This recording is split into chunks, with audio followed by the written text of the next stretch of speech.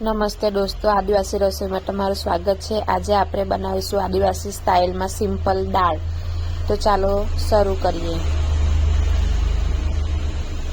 અહીં મેં કુકરમાં દાળ ધોઈને લઈ લીધી છે અને તેમાં એક ટામેટું અને 1 ચમચી મીઠું ભરીને એડ કરી દીધું છે। હવે કુકરને આપણે બંધ કરી દઈશું। 4 થી 5 વિસલ વાગે ત્યાં સુધી થવા દઈશું। તમે જોઈ શકો છો કે દાળ આપણી બફાઈને કમ્પ્લીટ થઈ ગઈ છે। હવે તેનો તડકો તૈયાર કરીશું। એક પેનમાં તેલ લઈ લઈશું, તેમાં 2 વઘારના મરચાં, થોડું જીરું, થોડી રાઈ,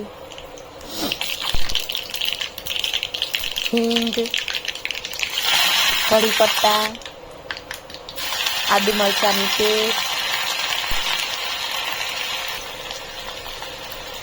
નાખીને સારી રીતે હલાવીશું અને એમાં હળદર, 2 ચમચી ભરીને ધાણા જીરું પાવડર નાખીને એને સારી રીતે મિક્સ કરીશું। હવે આ તડકાને આપણી બાફેલી દાળમાં નાખી દઈશું।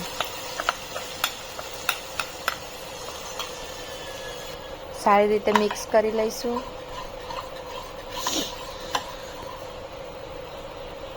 હવે ઉકળે ત્યારે અંદર થોડી ખાંડ નાખી દઈશું। સારી રીતે ઉકળે તે પછી અંદર અડધું લીંબુ નાખી દઈશું। સારી રીતે ઉકળવા દઈશું।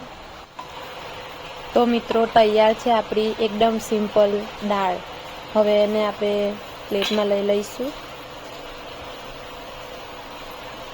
એને ભાત સાથે ખાઈ શકો છો। એની જોડે મેં 2 ભજીયા લીધા છે અને થોડું અથાણું। તો તૈયાર છે આપણા દાળ ભાત।